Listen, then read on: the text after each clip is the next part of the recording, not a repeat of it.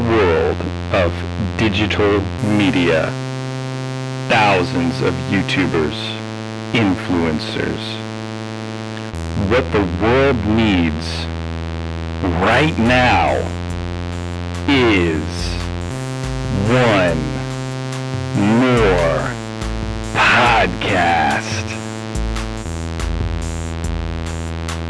With a $30 microphone from Amazon and loads of caffeine, two men unleash their working class perspectives on literature. Only on L.U.B Club.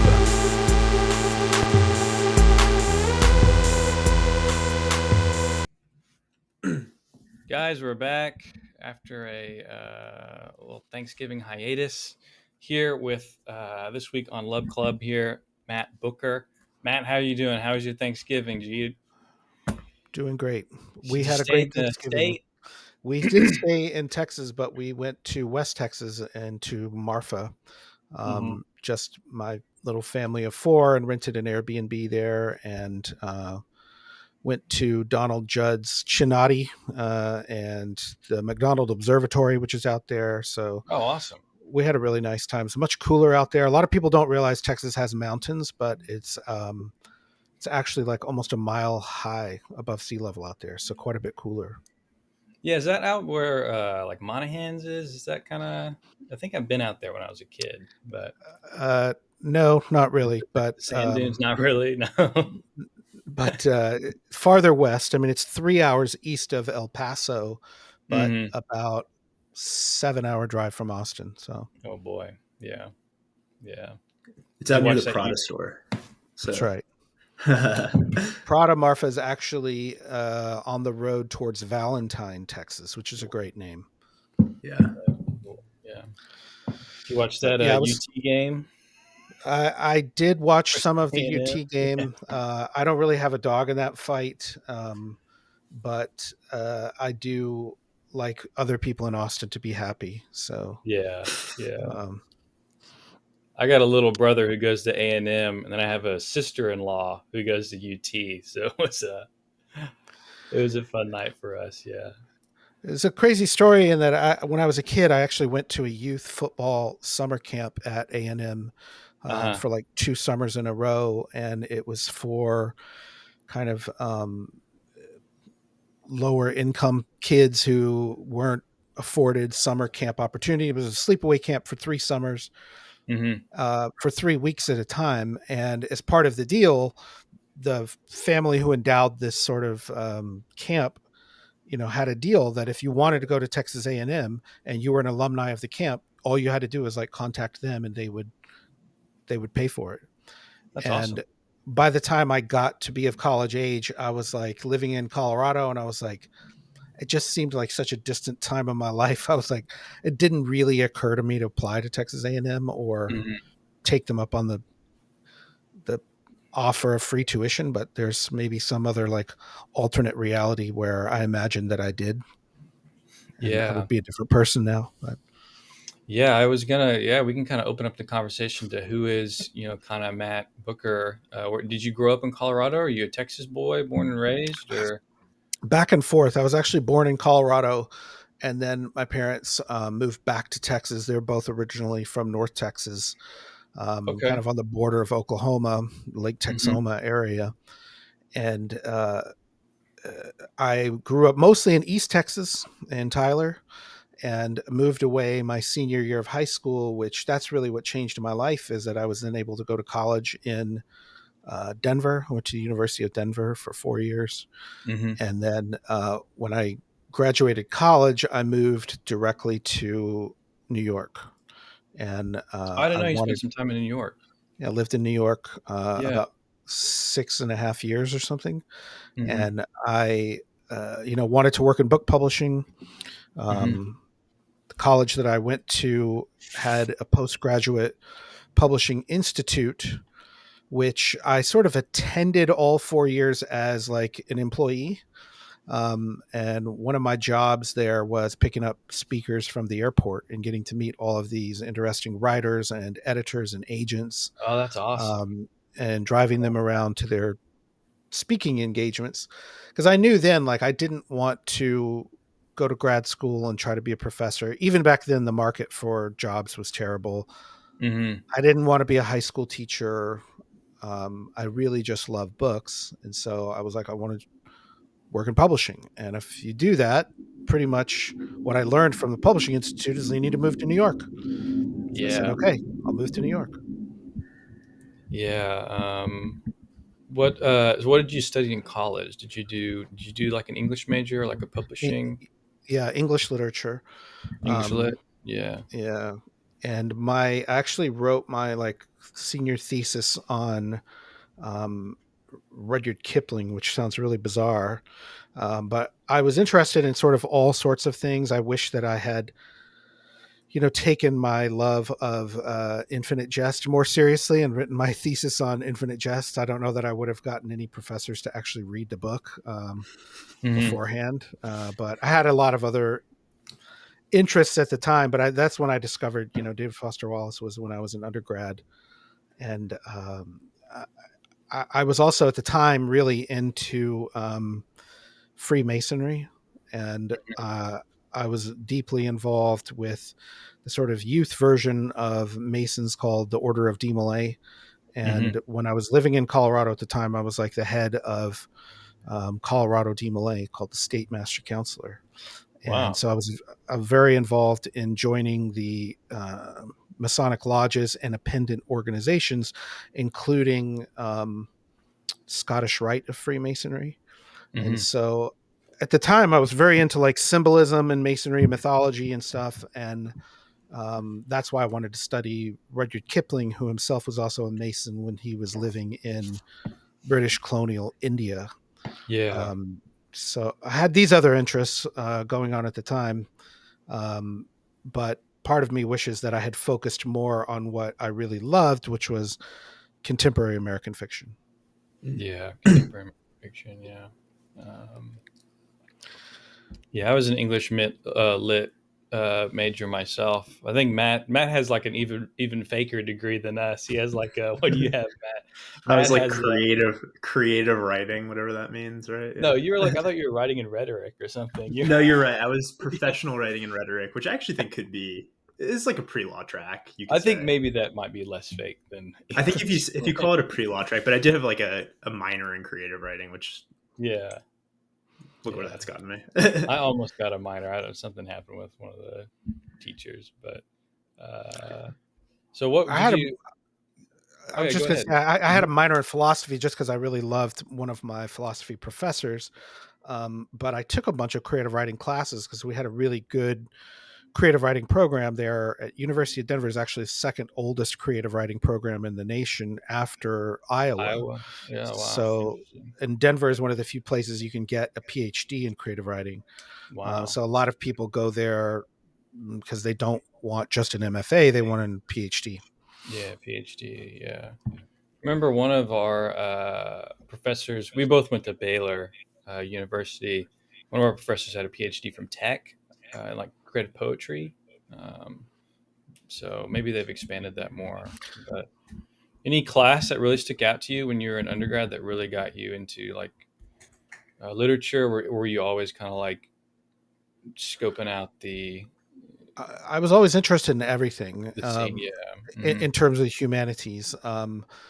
I took a class on opera with the poet Cole Oh, cool. Swinson, and that class was hugely influential to me because not just learning about opera and the history of Hmm. sort of French theater, but also the assignments were really creative, and I really enjoyed that. I also studied with a writer named Beth Nugent, who I absolutely adored and loved.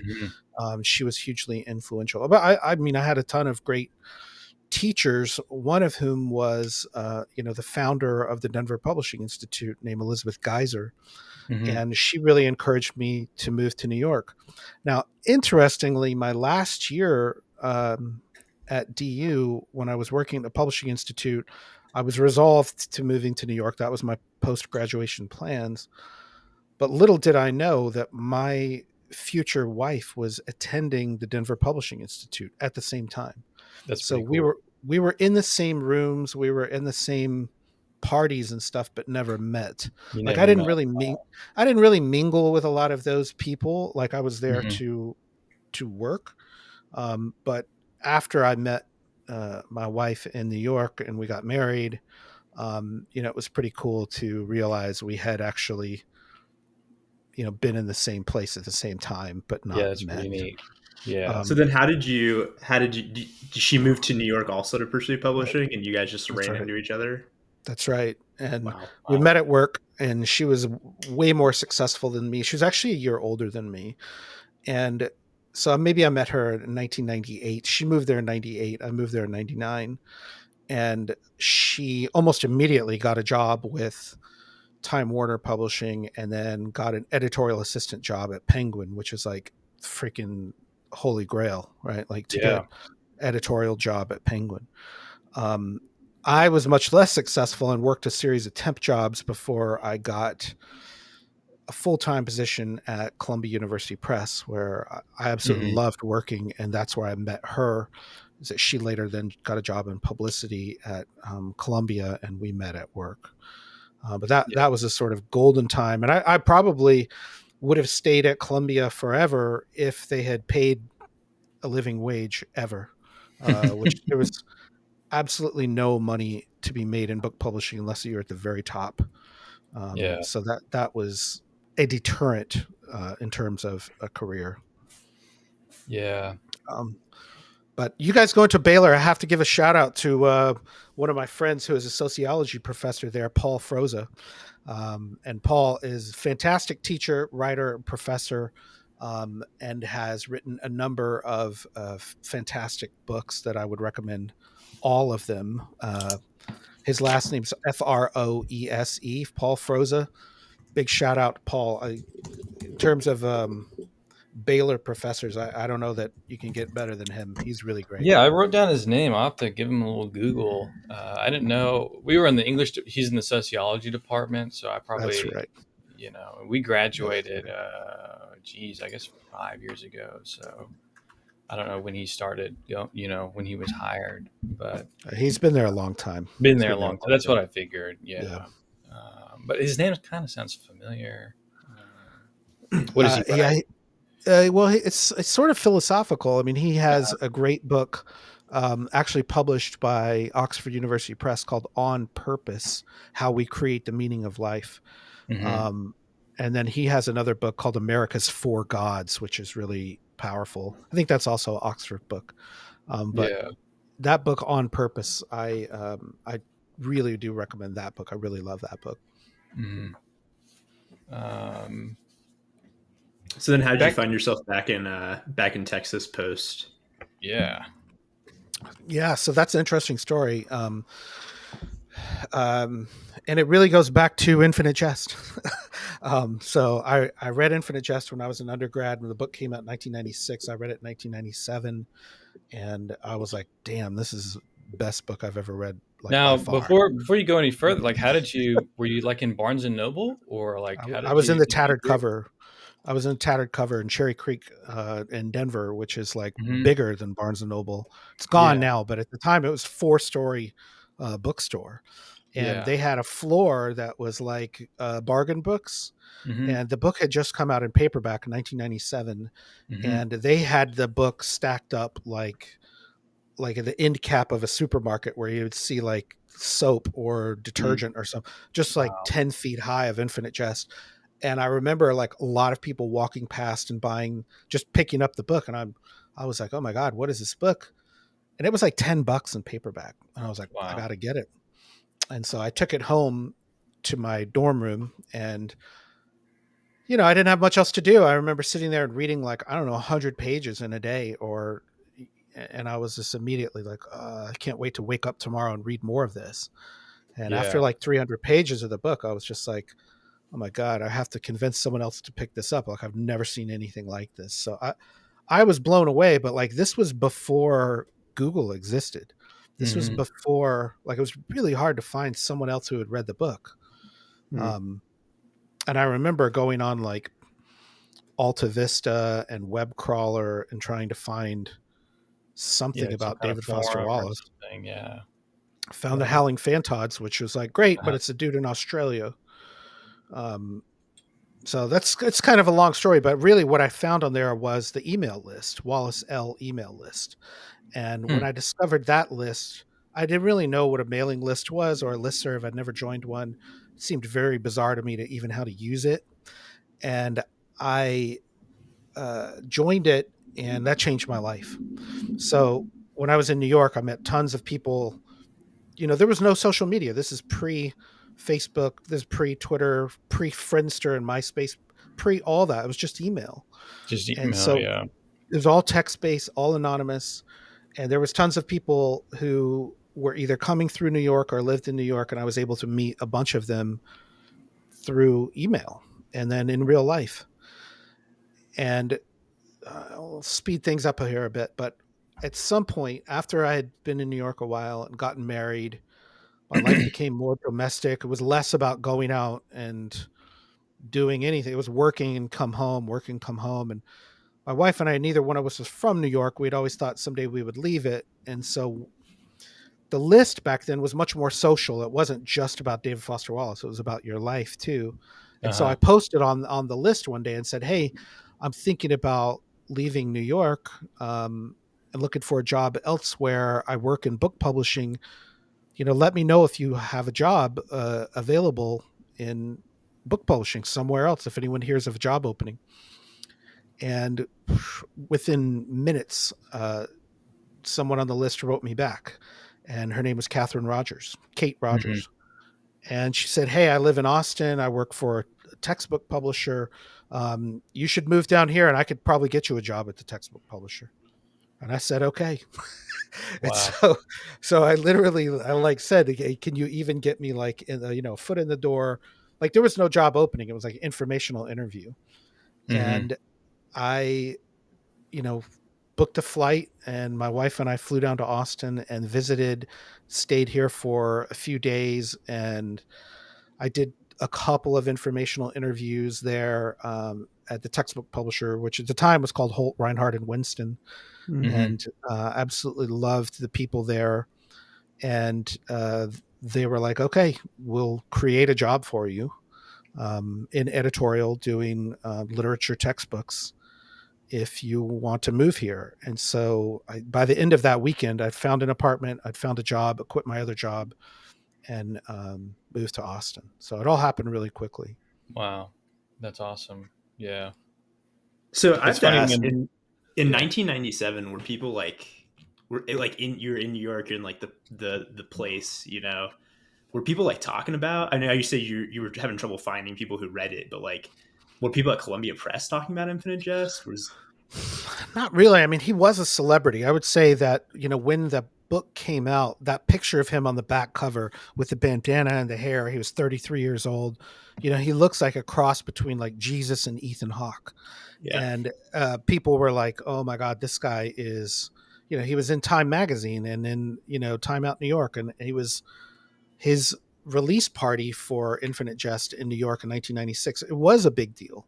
Hmm. Um, but he was not actually winning the awards. He was not, he didn't have a follow up novel a year later. He did have the book of essays a year later, a supposedly fun thing.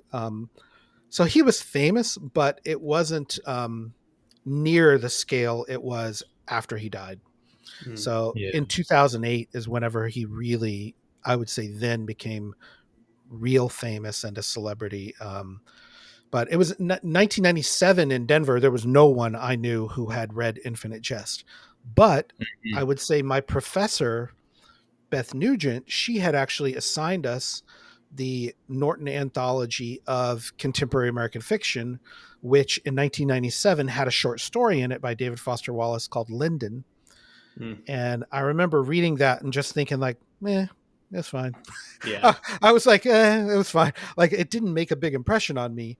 And like, I didn't really even connect that it was the same guy until later when I was going to find more stuff that he had read and realized I'd actually read one of his stories before. But then finding other, really smart readers online who had read Infinite Jest, I realized like there is a big community of people who were really into this. Yeah. And they probably wouldn't have found each other without the internet. Yeah. Yeah. I mean, Yeah. I So think I was exposed to him in high school, which for me was 20 I think 2014 when I was like a junior, I got exposed to him. And then I was like, we should have this guy, I was like, writers aren't famous. We should have this guy come talk in our class. And I like Googled him, find out he died 6 years ago. It's like, That's tough. it was tough, but it was like, it's like you said, even in 2014, nobody's like, I had to go online to find like an online community of people, and this isn't a class where I was forced to read him. So everybody had to read some of his stuff, some of his essays. And then I Good like, on your teacher. Good for your teacher. yeah. Yeah. It was more of a philosophy thing. I think we read, I think we listened to his speech, the Kenyan, like what is water thing. And then I kind of started reading him, but then you might be the only other person I've ever met who's read Brim of the System. Oh, wow. Yeah.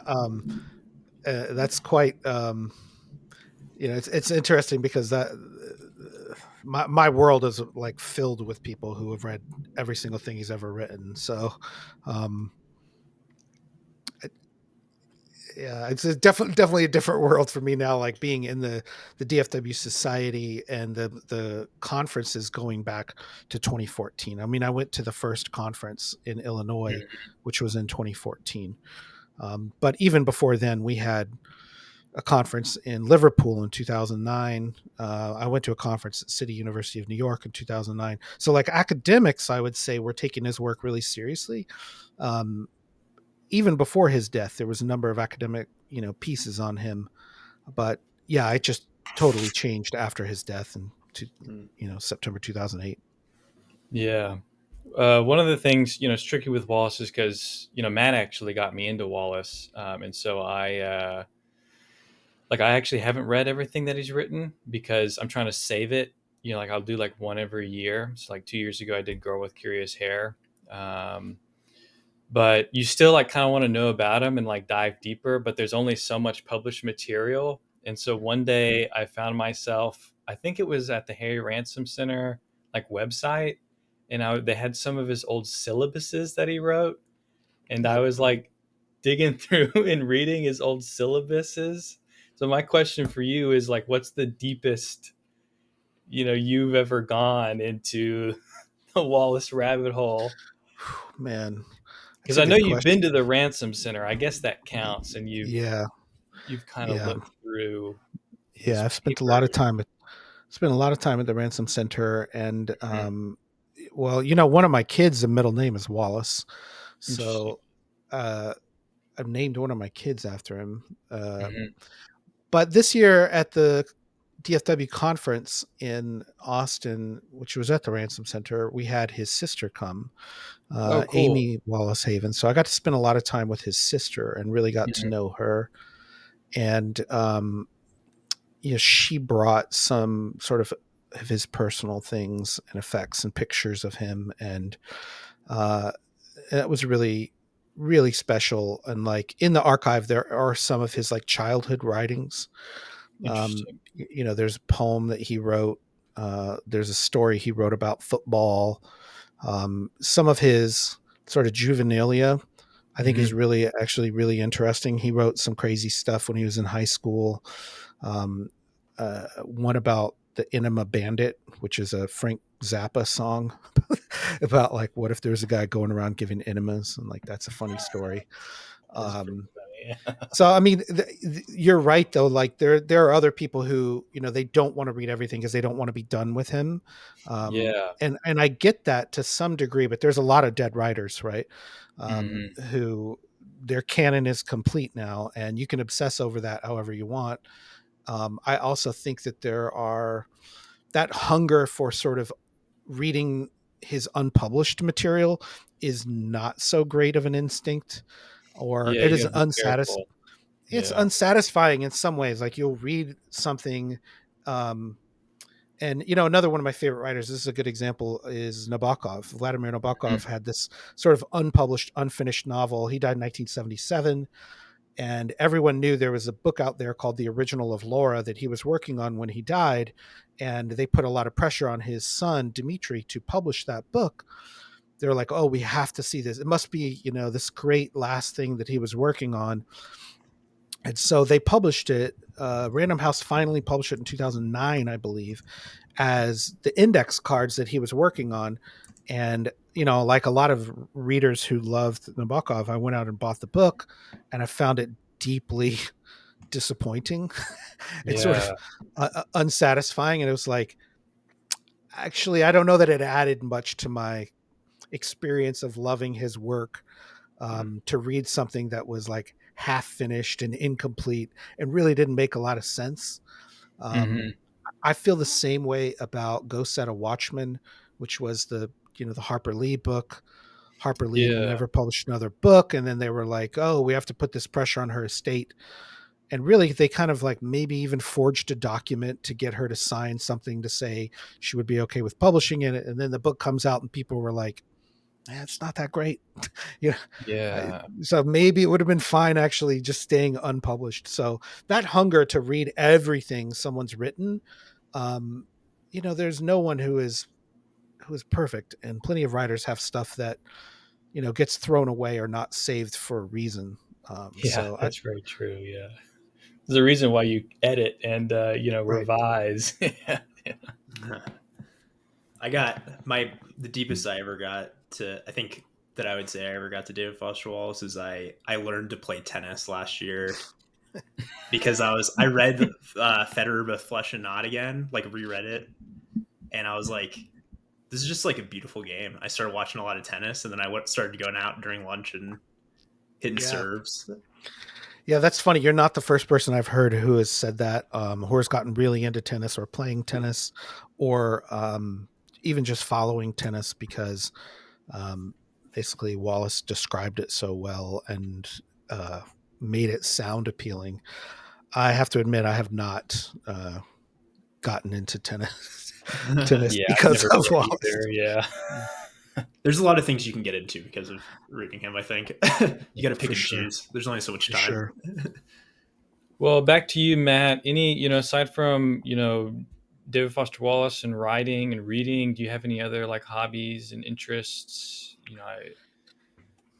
Yes, I do. But I just remembered a story I was going to tell you guys when you mentioned Baylor. So I actually don't think I would have been an English major without a trip that I took to Baylor in high school. Really? So yeah. So when I was in high school in East Texas, I went to the state UIL academic competition, which was at Baylor that year. And what were you competing in? Do you remember? So I was competing in a couple different things, mainly journalism stuff like feature writing, something called Ready Writing. And also my favorite event, which was called Current Events, which is a really like bizarre, like trivia test.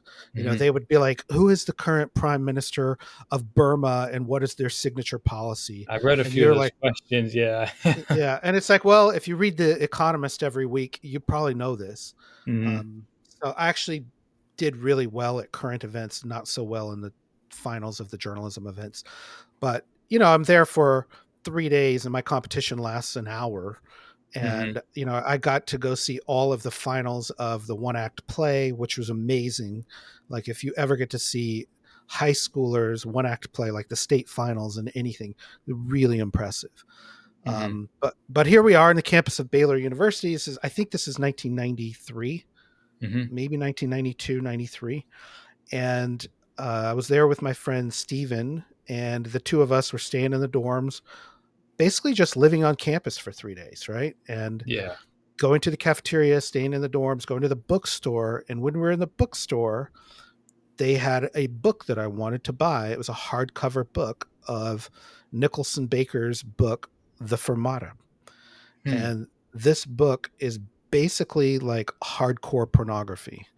It is pure smut. And like, if you know anything about Nicholson Baker, he has several books that are just pure smut. I mean, Vox was famous in that Bill Clinton gave that to Monica Lewinsky as like a kind of a sexy gift. Ooh, yeah. But for a high school boy who is like somewhat interested in literature, and to find out there is a sort of highbrow pornography, this was just way too tempting. And for people who don't know, like, Baylor is a religious institution. Like, this is a Yeah, Baptist college, and they're Baptist sell college. Yeah. no, like they wouldn't have had Playboy out for sale. And the book that I was reading, it looks very literary. It's called the Fermata, and yet they're selling it front and center unknowingly. Really, I'm sure no one read it. And I remember it was expensive. For me, it was like $25 or something. I didn't buy Yeah, a lot of hardcover. Yeah. new hardcover fiction when I was like 16.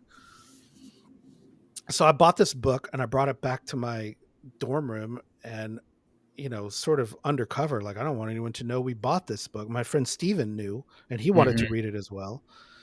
So when I got home, of course I wanted to find more books by Nicholson Baker. I read Vox. And then I picked up a book of his called You and I, which is like a memoir about his obsession with John Updike. And one of the reasons he's obsessed with John Updike is John Updike writes about some pretty graphic sex in places. And so I was like, well, I'm gonna go read this John Updike. So then I started reading John Updike, and of course, like, now I'm in like rural Pennsylvania reading about, like, an ode to the pigeons on the farm and shit. And I'm just like, this is even better than the porn. And I got really into John Updike through Nicholson Baker, through Nicholson Baker, I also discovered Vladimir Nabokov. I discovered, Proust through Updike. And that sort of opened a world to me where by the time I was a senior in high school, I knew I wanted to be an English major in college and just keep reading these kinds of books. And, by the time I graduated high school, I think I had read everything Updike had published, everything Nabokov had published, including some weird poems and plays that he had translated from Russian. And it was really due to that, buying that one book at Baylor University bookstore in like 1993. That was, if anyone out there is looking for some just literary smut, I mean, I'm sure Nicholson Baker is at the top of that list. I actually don't like his latest one called House of Holes. I didn't think that was well done, but I would stand by the Fermata and Vox. So. Literary smut. Did you hear that, Matt? Yeah. My only published short story is called Gutter Slut. It's in the Chiron Review. There's a tradition. Matt always gives me a hard time about it. Well, he should know that there is a long, well-paying tradition of that kind of stuff. And I mean, around the same time, I discovered like Bukowski, which was a lot of that. And I didn't know you liked Bukowski. I love Bukowski. Oh, sure. I mean, that was when I was like 18. I mean, that was like another one where I was like, I need to buy all of his books. And it's very much appeals to like young men. Yeah, it's so interesting that you were talking about your what was that author's name with Vox? What was his Nicholson Baker. Nicholson Baker, and how it like led you to like other. That's just so neat that fiction can do that. Because I remember reading Wallace, and then that got me into DeLillo, and then Wallace got me into Pynchon. And Zadie Smith and Jonathan Franzen. I just remember like all the branching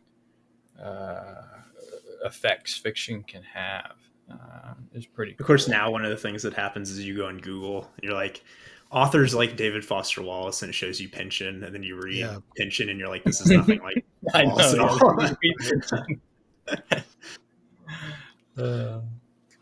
Well, cool. Hey, Matt, we're gonna press pause, take a little break, fill up on water, and then we'll come back and talk about the Balin deck. This episode is sponsored by book tags. Book tags are a sheet of stickers people can put in a book to document the time, rating, and the thoughts they had of the book they just finished. Use them to leave a legacy in your library. Order yours on lampunderabowl.etsy.com and use promo code BOOKTAGS for free shipping at checkout when you order 2. This episode is sponsored by Above the Line Running.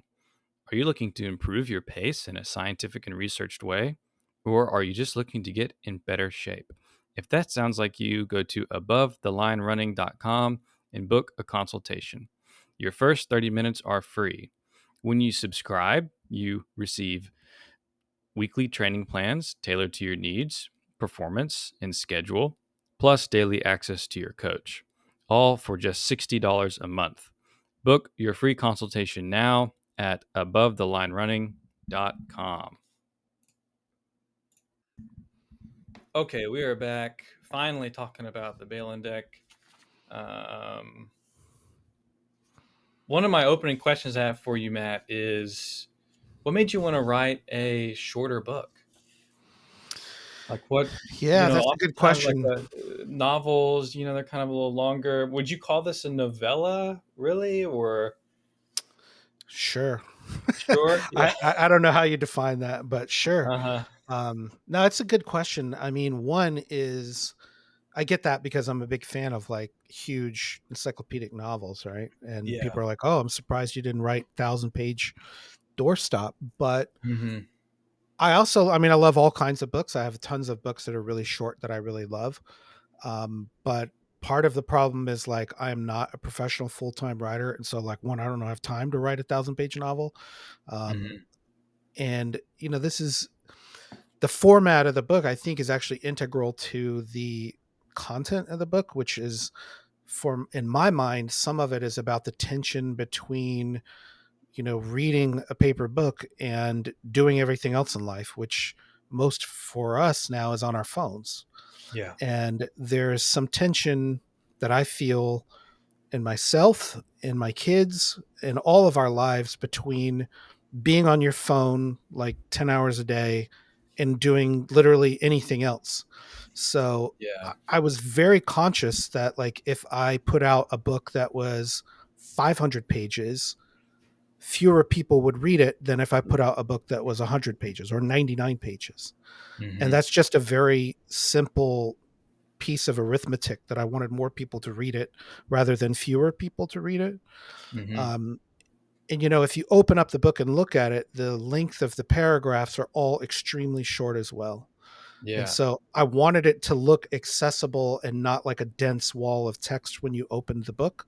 Mm-hmm. And that's sort of like mimics the format of like Twitter or Threads or Blue Sky, and that when you open it up, it's not a long article you have to read. It's 10 words and you can parse it in 10 seconds and go to the next one and go to the next one. And like Mm-hmm. our idea of like turning the page now, I think has really been messed with by our ability to scroll with our thumb. And Mm-hmm. so part of those short paragraphs was me trying to get you to read the next one, get you to read the next one. And I think that the format of traditional novels often is just doesn't think about that. It just thinks I'm going to put the paragraph breaks wherever I want, and if that doesn't go on, Wallace is a good example. Go 10 pages without a paragraph break, Yeah. and there's a certain kind of reader that will stick with that.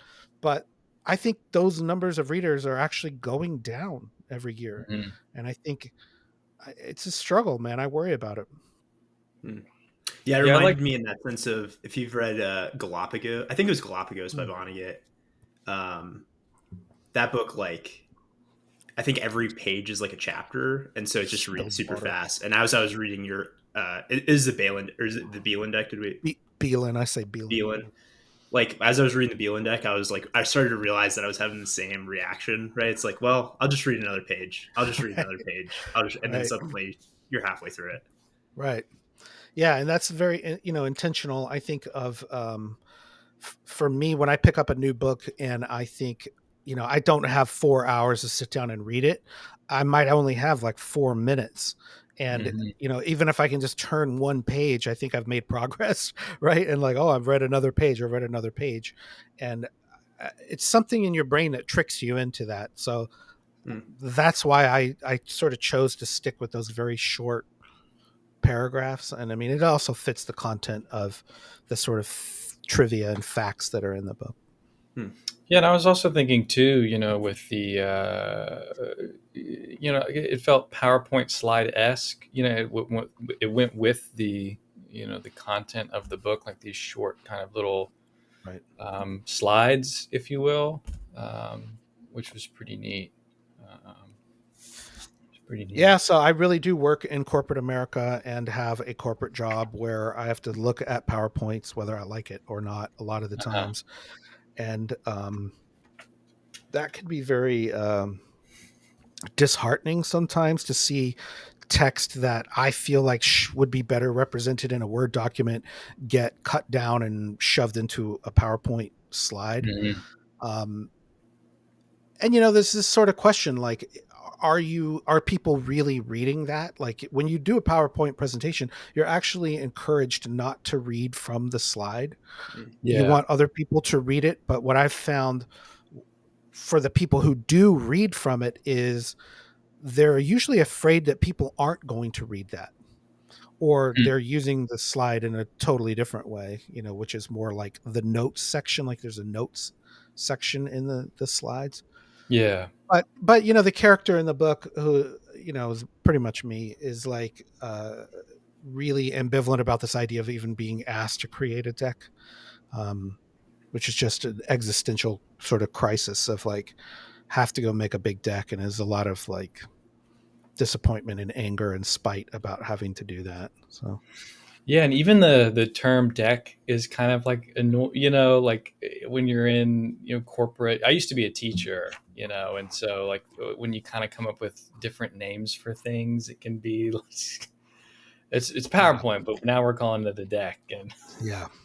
Yeah, yeah, and actually, I think that a lot of that comes from like the world of venture capitalists and people who are salesmen and pitching a hmm slide deck, and they'll have like a deck that is for investors, and then a deck that is for like the general public, and then they'll have different versions of a deck of slides, and like you think of it like a deck of cards. It was not something I learned in the book publishing world.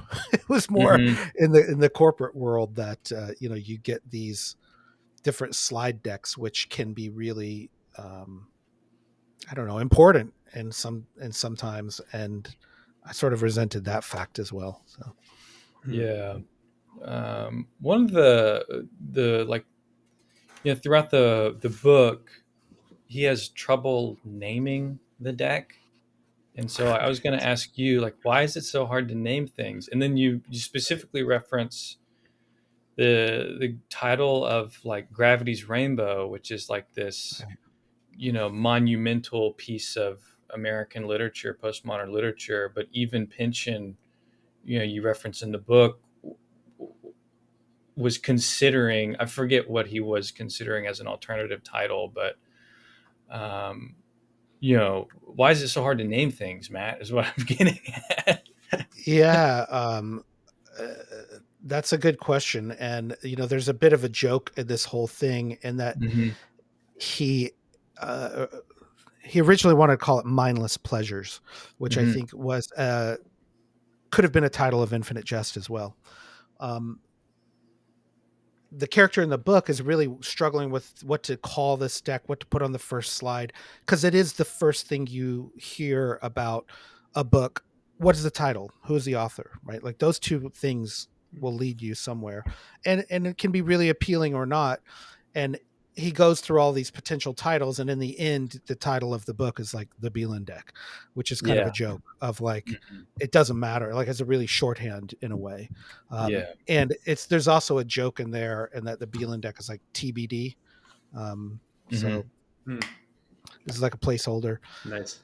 But I think there's whole companies I've learned in corporate America that are charged with like naming new products, naming new series, new shows, getting the title. One, for copyright, for trademark purposes, can be tough, hmm but also it signals a lot about like brands. So there's some about corporate America in here that is um, really resentful, and he never really references the name of the company except to call it after Beelan himself. And Yeah. so there is some, I guess we could go all the way back to the beginning of the Bible, which is like man's first task in mythology of Genesis is to name things around him. Mm-hmm. Right? Adam in the Garden of Eden is given the task of naming all of the plants and animals, naming everyone, and the name Adam is sort of shorthand now of like, I don't know him from Adam.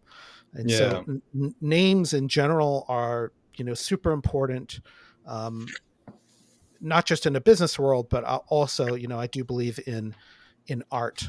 You see a lot of stuff that is just called like the unpublished final novel of blank, or untitled for, and there's a joke in Infinite Jest about like Infinite Jest 4 untitled, unreleased, unfinished, Yeah. unreleased, Infinite Jest 6 unfinished, unreleased.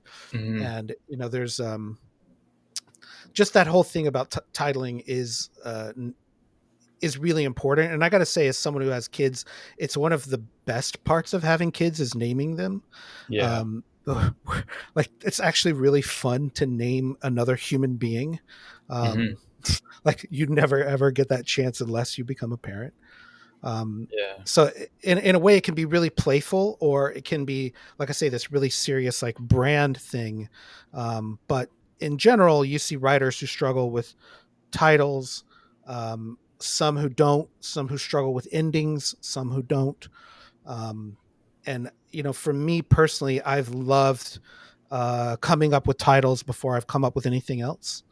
Mm-hmm. um, and I've had ideas for a book or a story or a poem or something that I have the title before I have anything else. Mm. And Yeah. I think it's actually a good way to stay creative and keep your imagination sharp, is even just coming up with titles for stuff. Mm. Yeah. Yeah. It's great when you're kind of thinking and like, I always get some ideas whenever I'm at the gym or like driving around the car, and it's like all there, like in a sentence. I have like a big notes app, where you can, Mm. where it's like there. Um, Yeah, one of our old writing professors used to say that your title should be the thing you're writing to. Like it should be like the pedestal. Like your book should Mhm. like seek to, or your story should seek to satisfy that. I think it's kind of a cool way to imagine them. Yeah, and just like with names and titles in general now, like they're with the internet and with the digital world we live in, there's some other unique concerns in terms of uniqueness or SEO optimization. There's a new New York Times best-selling novel out right now. The title is just Wellness, and I was like, "This fucking awful title."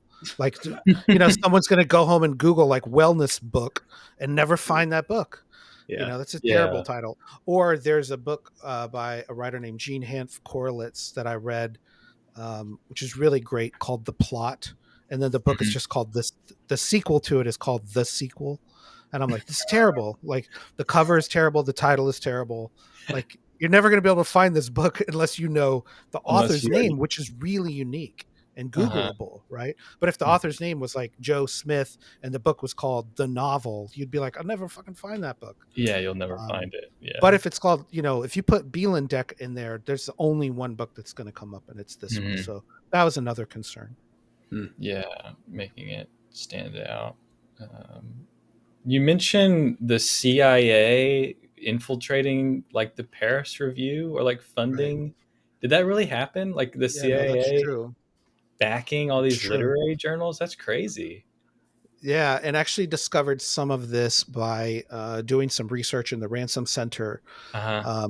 years ago, and they have a bunch of archives of small literary magazines, and there are a few people who were involved in multiple ones of these magazines. Paris Review being the most famous. Hmm. Um, and this is in post-war Europe, late 1940s, early 1950s, the height of the Cold War, Hmm. and the propaganda that the U.S. was putting out is that we are the most powerful country in terms of our economy and in terms of our intellect. And so there was a lot of cultural institutions that the US started funding in the late 1940s, early 1950s as a form of like anti-Soviet propaganda to say we are intellectual and we own the really smart people. Like now, like there was no software engineers, right? There was no sort of who do you put on a pedestal as being the boldest and brightest thinkers of your time. A lot of those people were expatriate writers, and so Mhm. they funded a ton of these small literary magazines, really around the world, as a form of sort of pro-capitalist, anti-Soviet Mhm. propaganda. And Mhm. there's all kinds of interesting links I found just by researching that. And this is other people have written way more about this than I have, but there's whole books about the CIA's influence in cultural affairs and writing in particular. Several of these writers who became famous, like Peter Matthiessen, Mhm. George Plimpton, those guys were patriots, saw it as their duty to help the country in some way. A lot of them, like Vonnegut, also fought in the war, Yeah. um, and were seriously involved in pro-American activities. And if they were, told to do something by the government, they did it. And Mhm. some of that involved, going on tours to foreign countries. Some of that involved, receiving funding for their publication. So yeah, all that's absolutely true. And in fact, I got a couple of texts from friends after the book came out where a couple of people texted me like, is all this shit really true? because Yeah. because there's a couple of facts in the book, like one of them that stands out to me is like Cal Ripken Jr. has published over 30 books. It's Yeah. like, is that really true? It's like, no, it's really true. And so um, I'm working on a sequel, which I hope will come out in 2025. And Mhm. in that book, I've thought about putting a sort of disclaimer on the copyright page that says something to the effect of all facts in the book are true, all non-facts are not true. Mhm. So it really does get to the idea of like what is real versus what is true. Hmm. But Yeah. none of it is made up. I mean, that's not what the book is doing. It's not trying Uh-huh. to make up alternative facts. It's very Mhm. much based in reality in that way. Yeah, you mentioned the copyright page. I want to keep talking about your book, but it reminds me of like I remember reading DFW's copyright pages, and he always refers to he says real 3D persons, and it's just kind Yeah. of like you know something he Yeah. always does, but kind of like what does it mean? Why does he have to throw in 3D? Yeah, well, he got accused a lot of like making up facts for his nonfiction, Okay. and there or exaggerating some things in his so-called journalism and reporting. Hmm. And he had a statement, which I'll paraphrase in a way. So, he said something like, "Fiction is about what's real, nonfiction is about what's true." And I think with writers, you'll often hear them talk about something doesn't work on the page because it's not true. And there's Hmm. a sort of truth inherent to a story, whether it's made up or not, that the truth of it really must be there on the page for it to work. And a lot of times, books that don't work can be really hard to articulate why. And often I found it's Yeah. something related to this idea of like, it just doesn't ring true to me. It doesn't feel that this person who's telling me this story really believes it either. Hmm. Hmm. Yeah. Uh, Back to the book is you mentioned like there's lots of like little connections like I'm looking right now. Georgia O'Keeffe taught public school in Amarillo, Texas. George Saunders was born in Amarillo. And then you kind of reference Wikipedia, how like everything is on Wikipedia is linked together. So my question is real life like Wikipedia, Matt? Are we just Yeah, all living in a 7 degrees of separation. Mhm. And the facts in the book are serving a couple of different purposes. One is that in the story, this corporate guy works for like a company that does AI and machine learning, Yeah. and which sort we of haven't even talked about. Yeah. right. But to feed these sort of AI models, these Mhm. large language models, like it used to be with neural networks and things, that they needed massive amounts of information, which was really hard to produce um, pre-internet and pre-Wikipedia. Yeah. I remember in 1995 of buying Microsoft's encyclopedia called Encarta, which came Mhm. on a CD-ROM, and I thought it was great. And if you had asked me, even in 1999 or 2001, which encyclopedia I thought would be the most successful, most popular in the world, I would probably say Encarta and not Yeah. Wikipedia. Mhm. Something that is, you know, edited by everyone, could be edited by anyone. Sounds like a recipe for disaster, and it's really turned out to be, I think, one of the great marvels of the internet. Hmm. Yeah. And the way that it mimics real life to me is, we often talk about, you have the total world knowledge in your pocket. Mhm. And to me, it's better organized in Wikipedia than anywhere else. And Yeah. so finding those connections is, there's always been kids who love to read the encyclopedia, just love to take input into their brains and sort it out later. Mhm. And I still am one of those people. Maybe there's some ADD to that. But I really think there's some, there is some real world equivalent that you're talking about, which is, you and I can talk about something and lead it back to a common connection between us. Finding connections, to me, Yeah. is an empathetic response. Yeah. Um, yeah, it's interesting too, and that even like applies here because we all know Wallace, and that's kind of how we all got on this call to begin with. All those connections. It's just very fascinating, the way that that's set up. Um, Back to the book. I have a question. You may or may not have an answer, but I was reading on page 91, which let me find really quickly. It's just 3 lines uh, at the bottom. Change the line breaks and call it a poem. Change one name and call it a novel. Paste it into a PowerPoint and call it a deck. My question is the book supposed to be some kind of power poem? Is that? Yeah, I was that's trying to think good. of like because it's so like fragmented, but there is a narrative. I was thinking about and then there's this reference to like a PowerPoint being made. I don't know. Do you think that holds true as some kind of a power poem here?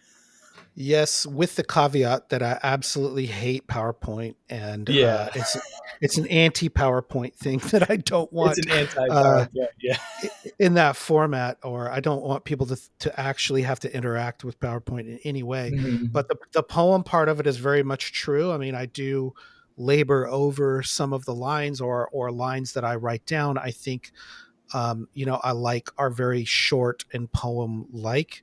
And the way that comes out for me looks like these very short Mhm. fragmented sentences, which could almost be bullet points. There's another line in the Yeah. book about, like, Hmm. can a bulleted list be poetry? Can a Mhm. bulleted list be art? Mhm. And I think what the book is arguing is, like, maybe yes. um, but I do find myself drawn to reading a lot of poetry, but not writing it what I would say a traditional poem. Like, I don't think this is a traditional poem in any No. way, Yeah. shape, or form. But I do think there are lines that I am drawn to, um, because they are poetic, or that I try Mhm. to, synthesize into one line. I also think it's hard to get someone to read even a poem that's the length of a whole page. Hmm. Yeah. I find myself even struggling with that sometimes, of, wow, I have to really concentrate on 50-line poem where every line is like there's something really dense or non-traditional going on there. So Mhm. again, it's a question of, like, how to keep people reading. Yeah. Yeah, I have a whole section in my notes here of just lines that I liked. Um, so I thought that it's very interesting, the what you said when we buy a book, we think we're buying time to read. I was like, absolutely. Yeah, That's right. That's right. And absolutely. some of the lines in the book, are sort of self-helpy, I would say, in a way, or Hmm. the line between like pop philosophy and self-help is very slim, and I oddly find myself drawn to those kinds of books as well, or non-categorizable books. Hmm. And so I you know I look at other books that I like. The other thing we haven't talked about is David Markson's influence on the book, and I loved David Markson's books because they're full of other stuff like this. And Hmm. often, what would stick with me is, I would read some 500-page book, and then a year later, you'd ask me what it was about, and I literally couldn't tell you. Uh-huh.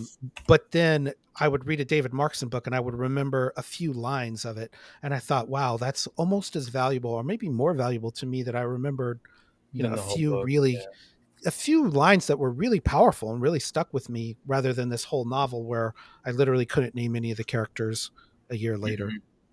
Yeah. He did. I just Googled him a second ago. Wittgenstein's Mistress. Is that the. Right. Uh, I've never read any of his Yeah. work, but he's on my list now. Yeah. So, Yeah. So I actually discovered him through David Foster Wallace, and that yeah. Wallace, wrote an essay about Wittgenstein's Mistress, Mhm. and basically said it was the high point of experimental fiction in the United States. So I was like, I have to read that, Wow. and I Yeah. absolutely High loved praise. it. I absolutely loved it. And then after that, Markson wrote 4 books that are really just that I really loved, called the Note Card Quartet. It's Mhm. kind of what I call them, but Reader's Block, This Is Not a Novel, Vanishing Point, and The Last Novel. And those 4 books are basically all just collections of literary facts and trivia, with some authorial voice interspersed in the first one, and then Yeah. way less so by the fourth one. By Mhm. even the second one, which is This Is Not a Novel, Markson has said he wants to write a book with no characters, with no plot, with no setting. And what does that look like? And like, maybe it's a collection of these facts. Mhm. Um, and this is kind of a not even a humble brag, a straight up brag, but like Straight up brag, Matt. Yeah. so Wittgenstein's Mistress was published by Dalkey Archive Press, which Mhm. was the editorial director at the time. The main editor was Stephen Moore, and Stephen Moore is absolute legend in Gaddis studies, in David Foster Mhm. Wallace studies, and he published a 2-volume history of the novel, which, if you haven't read, called The Novel: An Alternative History. Um, Mhm. so Stephen Moore discovered, or he took the risk on publishing Wittgenstein's Mistress, and in fact, Wittgenstein's Mistress is dedicated to Stephen Moore. Wow. Um, and Wallace called Markson's book the high point of experimental fiction in the United States. And if you look at the edition of my book, has a blurb from Stephen Moore on the cover saying the Yeah. book is very Marksonian, a Mhm. lovely homage. So I was very proud of that. Like, to me, if I could please one reader in the whole world, it would be Stephen Moore. And Yeah. the fact that he told me the book was, worth anything, that I really didn't care what happened to the book after that. Like, if like if Stephen Moore said good job, like, that's sort of like your literary godfather telling you good job. So um I I, Yeah. I don't know that I've publicly bragged about that in a way, but it did mean a lot to me. And I would recommend to anyone listening, to you guys, to read Wittgenstein's Mistress. And really, all of Markson's Mhm. work is extremely better written and more accomplished than anything that I've done. Yeah. Yeah, he's on my list now. I think I might have, from listening to y'all's podcast, heard him before, but you've definitely boosted him on my TBR list. Um, how did the book come about to be published? When did you start writing it? And then, well, we're getting close on time, but if it's okay, we Yeah. can we haven't really Yeah. talked about Yeah. your process. So I'm very curious.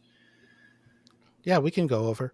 Mm-hmm. Um, so I actually wrote a version of this book in like 2014 that was totally Uh-huh. different, had all different facts, had a whole different sort of framing structure, where it was really about the Strand bookstore in New York, where I used to work on the same block as the Strand and went there all the time, as did David Markson. And when Markson died, he basically sold, or his books were sold, his personal books were sold to the Strand. And so there was a guy named Tyler Malone who went into the Strand and started looking for them and found these books of that had David Markson's name in the front of them and sort of what he had underlined. And that was sort of the framing structure of the book. And I, sent that around to a bunch of publishers and got close to a different, even publishing excerpts of it. And basically no one took it. No interest. So I put it away and did other things for a year, wrote a lot of, David Foster Wallace criticism and stuff in the meantime. And then, during COVID, I sort of picked it up again, but I didn't use anything of the original facts. I had kept note cards like Markson did of things that I found interesting that didn't connect to anything throughout the day, right? Like you could put these in here. I could just pick one, like Richard Linklater kept a picture of Edward Albee above his writing desk. I'll just write that down on a thing. And as I was always interested in Richard Linklater, and then I would find something, a month later about Richard Linklater that I thought was also interesting and put that down. So during COVID, I started playing with those note cards and then transcribing them, leaving some in and cutting them out. And, some of the other part of the book, the framing of the book of a guy who's at SFO. I've always liked books where really nothing happens, movies where, there's no real plot, it's just people talking, or you're just sort of in someone's head. And I spent a lot of time doing corporate travel to SFO. And so I really got to know that routine of like waiting in the airport. I actually really like waiting in the airport. I like getting there early, having a book, not being in a rush. And I feel like you have the opportunity to actually sit and read and write. And I find it actually enjoyable. And so I, on those trips, I started doing some writing, and the book all came together pretty quickly. I didn't, the book is published by my brother's press, which is called Sideshow Media. I didn't send it out to a ton of publishers after, the series of rejections I'd gotten in 2014, 2015. And really don't know that, another small publisher could have done a better job than I had through my brother's company. So I was happy with the way that it came out, and I felt like it was well received. Yeah. What made you want to, so I think I would say all writers start as readers, but like what made you want to make that jump? Yeah, I mean, I've always been a creative person. And, I said, even going back into undergrad, I was writing screenplays and poems and short stories. And, I maybe written more nonfiction just because it was easier for me. I find writing fiction really hard, really difficult. And, I published some creative pieces in, online magazines. But I've always wanted to do a book. But again, it's really hard when you have kids and a 9-to-5 job, and, without, you have to really find a way to do that on your own. It's a struggle. Yeah. And so finding the time to write for me was the hardest part, and remains still a real struggle of, I always wanted to be a writer. If I had my way, I would quit my job today and just be a writer.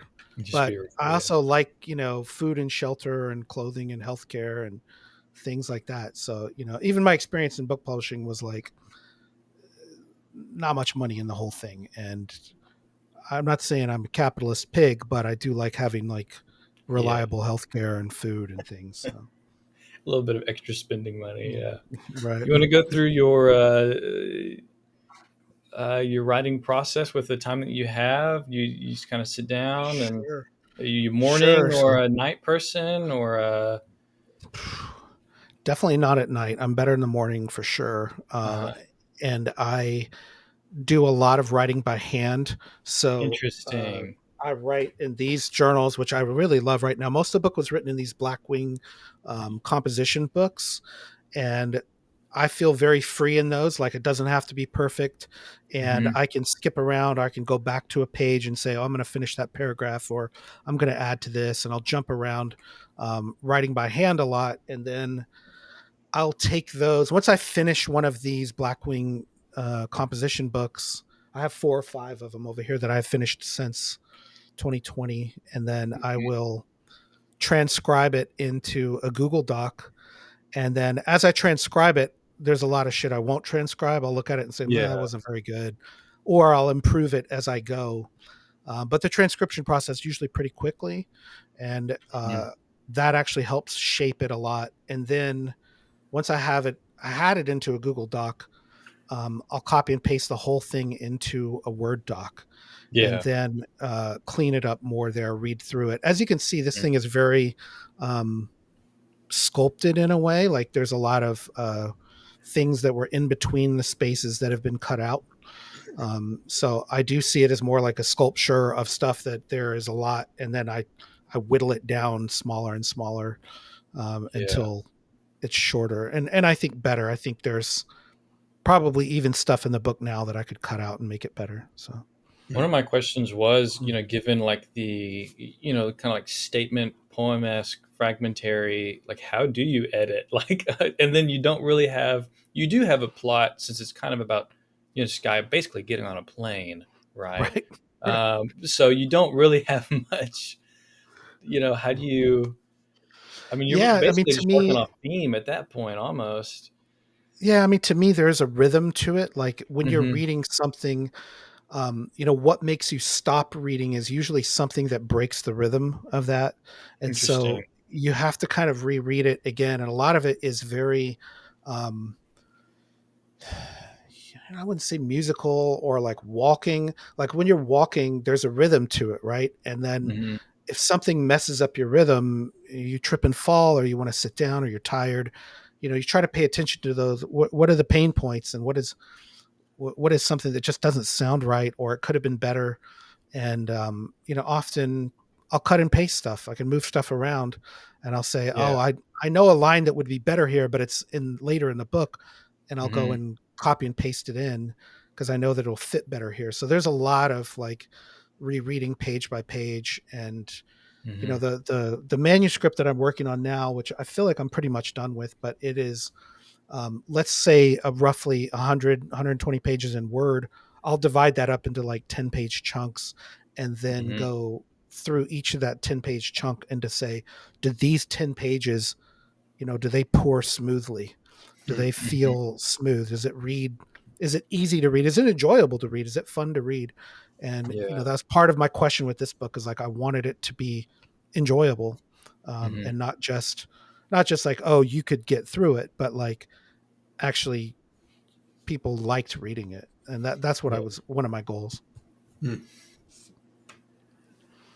Yeah, I really enjoyed reading it, Matt. It was, and then there was lots of funny, like there is a sense of humor that came across. Yeah.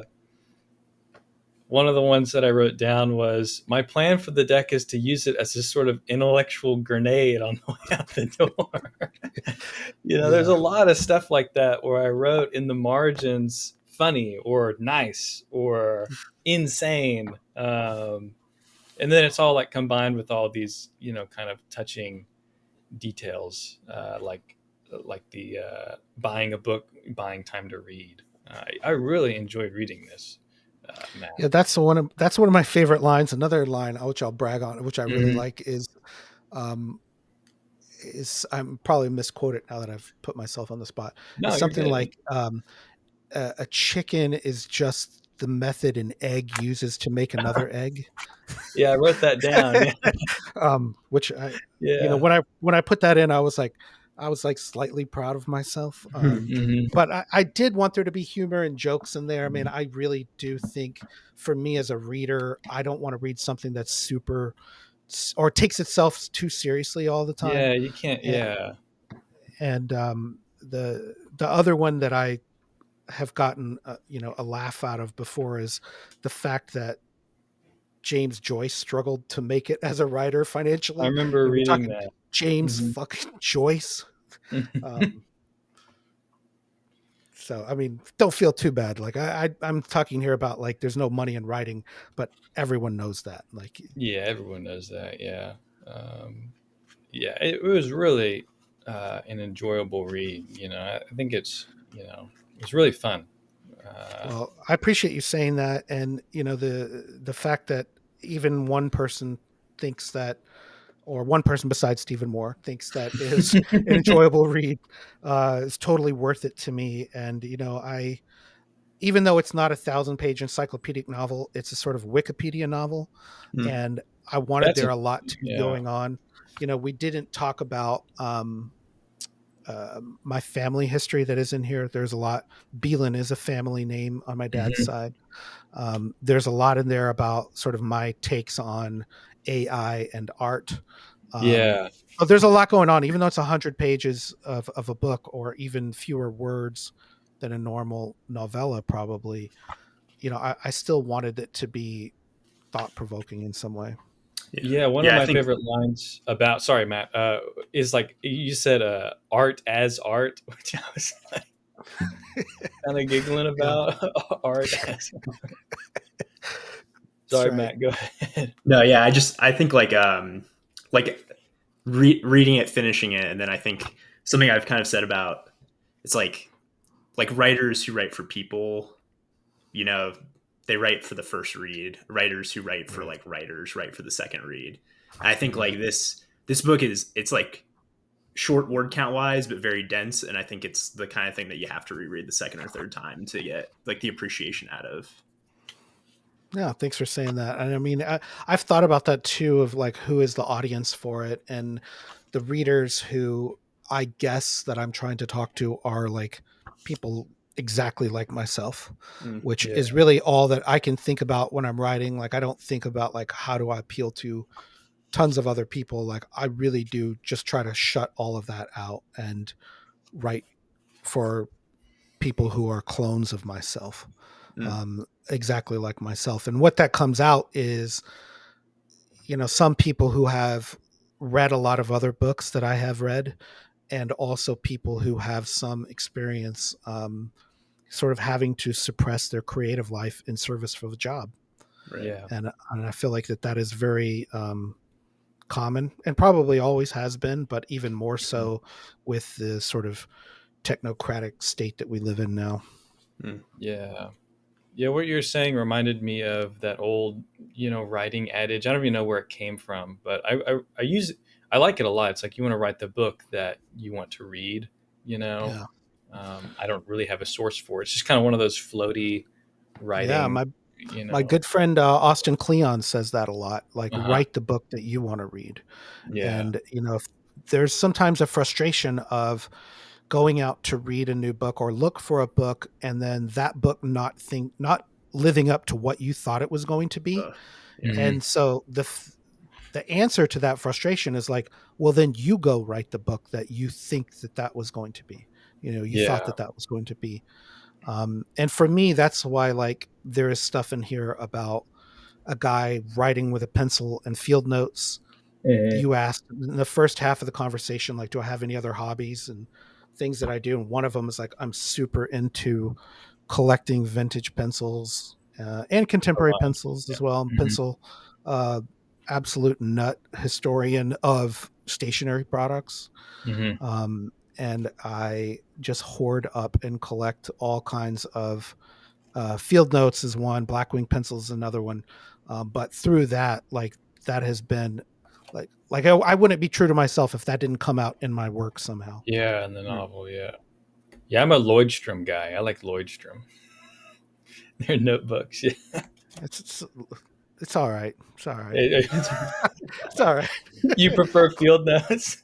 I'm a Field notes field are note. too small. You can't I'm a field fit. nut. I need a whole page.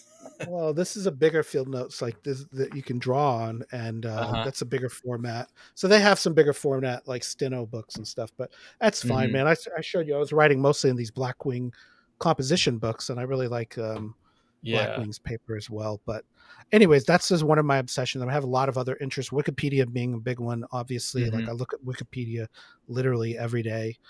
Um, Also, there's some mention in the book of Google Maps, and I absolutely love Google Street View. I have a long-term obsession with Google Street View.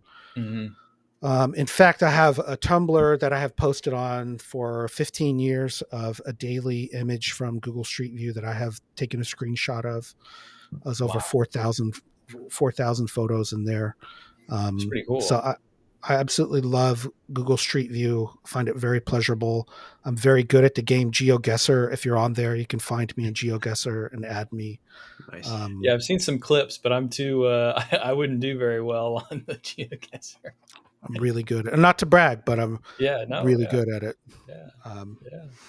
So anyway, that's just some of my other obsessions, which, I feel like if you're doing it right and being true to yourself, your personality will come through. Like that's what makes, each one of us unique in this world is what our interests are. And if you're not being true to yourself, then that stuff isn't coming out.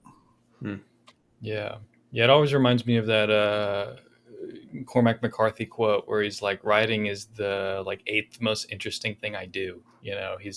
He has like all these other, things on top of it. I've always really taken that to heart. Sounds like a lot of bullshit, though, to be honest with you. Writing's a pretty interesting thing that Cormac McCarthy did. Yeah, I know. Yeah, he was pretty good at it. He also has this line, which I think is in this book of, it's a famous line of his, books are made out of books. Yeah, books are made out of books. Yeah. And I truly do believe that. And like, to me, that was actually really liberating to think about. Like Austin Kleon again has a book called Steal Like an Artist, and like great artists steal, like take stuff from another book, repurpose it here, use this format, like make it your own. And that's sort of what this book is, really, my book. Yeah. Well, it was really, really it was a fun read, man. I appreciate you writing it. It was awesome. We're kind of wrapping up now. Anything that you mentioned you're working on a draft, anything that you're reading right now, and what's going on currently? You said 2025 maybe for another book.